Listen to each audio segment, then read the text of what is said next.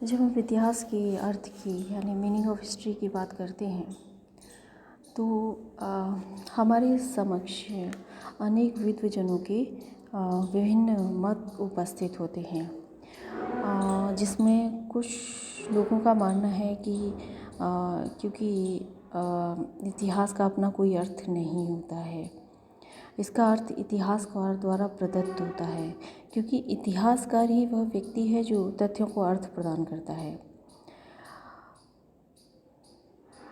और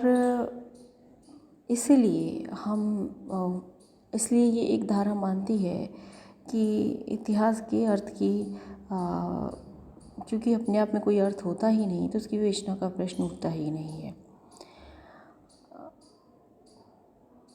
और इन सभी तथ्यों के आधार पर ये माना जाता है कि इसमें इतिहास का कोई अर्थ नहीं होता। इतिहास में एक व्यवस्था का दर्शन होता है, और जहाँ व्यवस्था है वहाँ अर्थ का अस्तित्व नहीं हो सकता। ऐसे विचार का सपोर्ट कार्ल आर पॉपर ने किया है।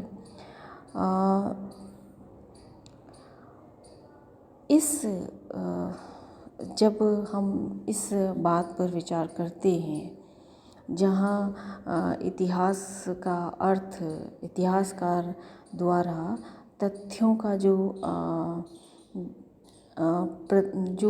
तथ्यों के आधार पर जो अर्थ प्रदान किया जाता है वही अर्थ होता है, अपने आप में कोई अर्थ नहीं होता। तो ऐसे में इतिहास को समझने के लिए हमें इसकी दूसरे पक्ष को भी समझना होता है, जहाँ इस विचार के विरोध में एक दूसरा विचार आता है जो ये मानता है कि इतिहास अर्थपूर्ण होता है।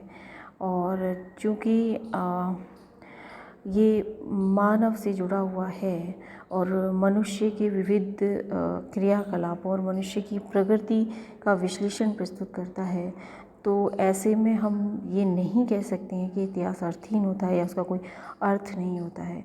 अपितु इतिहास ऐसा विषय है जो संपूर्ण रूप से अर्थपूर्ण होता है। इतिहास मानव अनुभव को समझने का साधन है।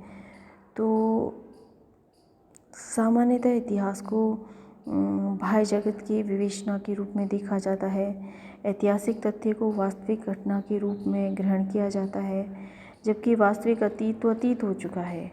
और अब हम ये नहीं कह सकते कि हम उस अतीत को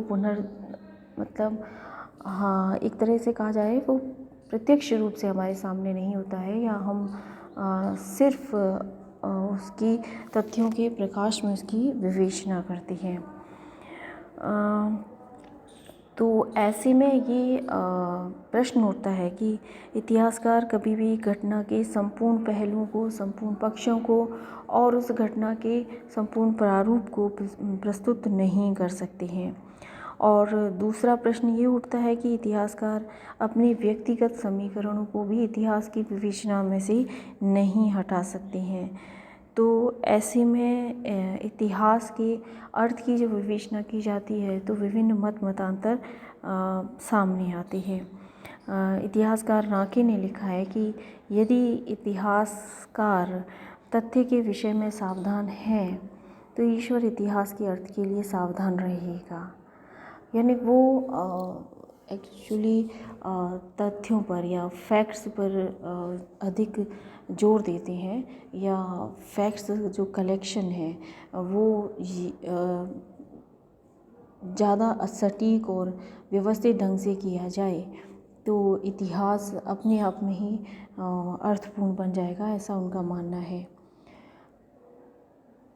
तो इस तरीके से इतिहास के अर्थ की जब आप बात करें तो ये पाएंगे कि इतिहास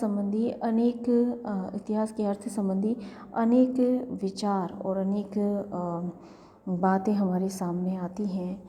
क्योंकि हम सभी जानते हैं कि इतिहास अतीत से जुड़ा हुआ है और अतीत के घटनाक्रम के तथ्यों को अपने आप में कलेक्ट करना और उनके आधार पर उसको पुनः चित्रित करना या यथातथ्य विवरण प्रस्तुत करना, वो अपने आप में एक जटिल प्रक्रिया है। तो इसीलिए इतिहास के अर्थ को लेकर विभिन्न प्रकार के मतांतर हमारे सामने आते हैं।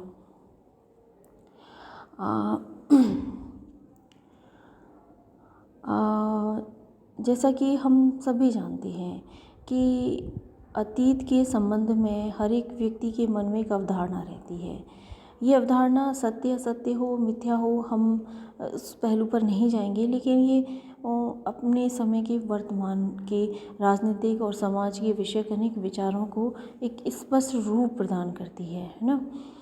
तो ऐसे में अगर इतिहास के अर्थ को समझने की कोशिश में इस परिदृश्य को समझा जाए कि अतीत का पुनर्निर्माण इतिहासकार केवल अपने विचारों के परिप्रेक्ष्य में ही नहीं करता है, बल्कि वो तथ्यों के आधार पर जिन लोगों ने इन घटनाओं में भाग लिया और उनकी उन घटनाओं के विषय में जो विचार और अनुभूतियाँ थी, उनके आधार पर प्रस्तुत करने की कोशिश करता है। इसीलिए कॉलिंगवुड ने कहा है कि इतिहास का संबंध न तो अतीत और न इतिहासकार की अतीत संबंधी विचार में रहता है, अपितु इतिहास से इन दोनों का अन्योन्याश्रित संबंध होता है। इतिहासकार जिस अतीत का अध्ययन करता है वह मृत अतीत नहीं होता है, बल्कि इतिहासकार के मस्तिष्क से सजीव अतीत होता है। और प्रोफेसर ऑक्सफोर्ड ने भी इसी तरह का विचार प्रस्तुत किया है कि इतिहास इतिहासकार का अनुभव होता है। इतिहासकार के अतिरिक्त अन्य कोई भी इसकी अनुभूति नहीं कर सकता। इतिहास लेखन का अभिप्राय इसका निर्माण होता है। हेगेल ने इतिहास के अर्थ को स्पष्ट करते हुए ये माना कि नैतिक अर्थ की समस्या का इस घोषणा से समाधान किया जा सकता है कि इतिहास जगत के प्रति ईश्वर की परियोजना से संगति रखते हुए नैतिक उन्नति की ओर प्रगति कर रहा है, परंतु इस प्रकार की उन्नति मानव इतिहास की उद्देश्य तथा कार्यविधि की चेतना द्वारा प्राप्त की जाती है। तो कहने का अर्थ ये हुआ कि हेगेल के अनुसार इतिहास का अर्थ इतिहास में अंतर्भूत है। ईश्वर प्रकृति में अव्यक्त है, परंतु इतिहास उद्देश्य मूलक है। इतिहास का लक्ष्य स्वातंत्र्य है और बुद्धि की चतुराई के द्वारा ही जननायक इतिहास को विकसित करते हैं। हेगेल के अनुसार स्वातंत्र्य की प्राप्ति राज्य में होती है और राज्य के प्रति मनुष्य का आज्ञा पालन उसका नैतिक कर्तव्य है। इस प्रकार से आज्ञा पालन से वह प्रगति में योगदान देता है।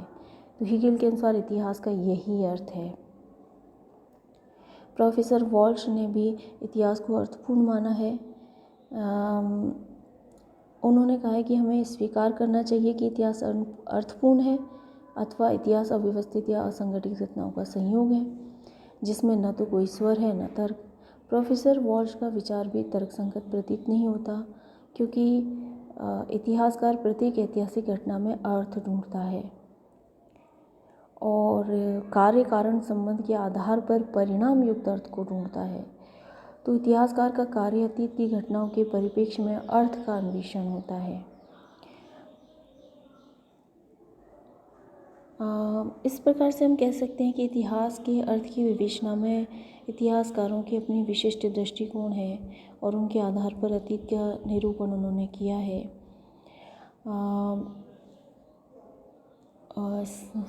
इससे एक परिदृश्य निकलकर सामने आता है कि इतिहासकार अनेक अतीतकालीन तथ्यों के आधार पर घटना का एक परिकल्पनात्मक चित्र प्रस्तुत करने का प्रयत्न करता है और इस चित्र में वर्णित घटनाएं उद्देश्यपूर्ण तथा अर्थपूर्ण होती हैं और इसी संदर्भ में इतिहास के अर्थ को जाना और समझा जा सकता है। धन्यवाद। Thank you.